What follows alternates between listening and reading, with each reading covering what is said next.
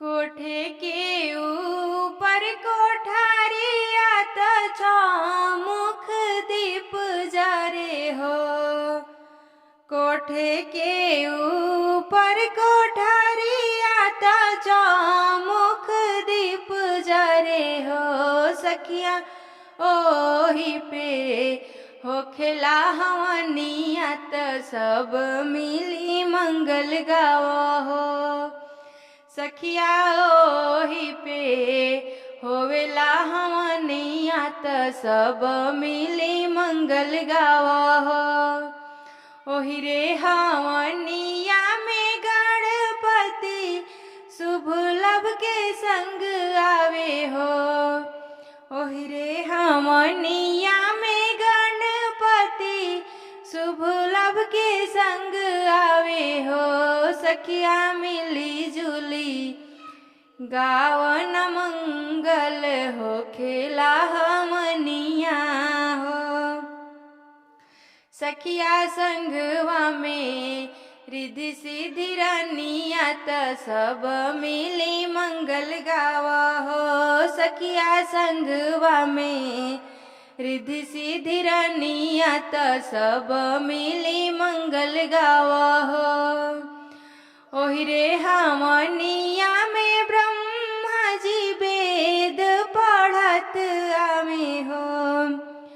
ओही रे हवनिया में ब्रह्मा जी वेद पढ़त आवे हो। सखिया संगवा में ब्रह्माणी जी रनिया त सब मिली मंगल गावा हो।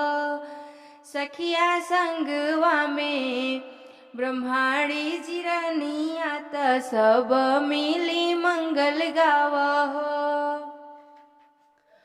वही रे हवनिया में विष्णु जी शंख बजावत आवे हो। ओही रे हवनिया में विष्णु जी शंख बजावत आवे हो। सखिया संगवा में लक्ष्मी जी रनिया त सब मिली मंगल गावा हो। सखिया संगवा में लक्ष्मी जी रनिया त सब मिली मंगल गावा हो।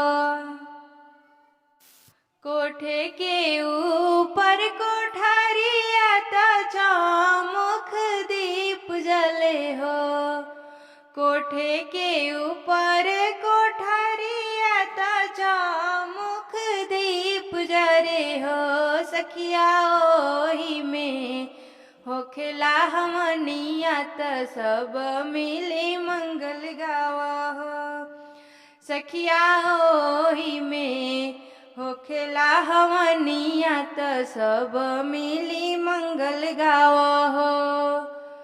वही रे हवनिया में शंकर जी डमरू बजावत आवे हो। वही रे हवनिया में शंकर जी डमरू बजावत आवे हो। सखिया संगवा में गौरा जी रनिया त सब मिली मंगल गावा हो।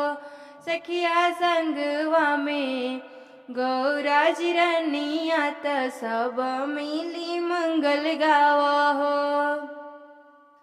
वही रे हवनिया में राम जी हनुमत के संग आवे हो। वही रे हवनिया में राम जी हनुमत के संग आवे हो। सखिया संगवा में सीता जी रनिया त मंगल गावहु हो। सखिया संगवा में सीता जी रनिया त मिली जुली मंगल गावा हो। वही रे हवनिया में कान्हा जी बंसी बजावत आवे हो।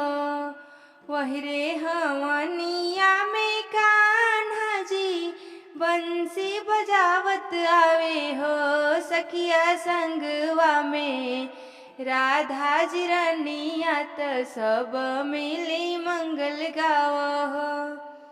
सखिया संगवा में राधा जी प्यारी तई सब मिली मंगल गावहो।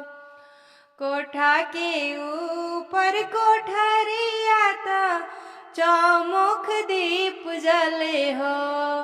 कोठा के ऊपर कोठरिया त चौमुख दीप जरे हो।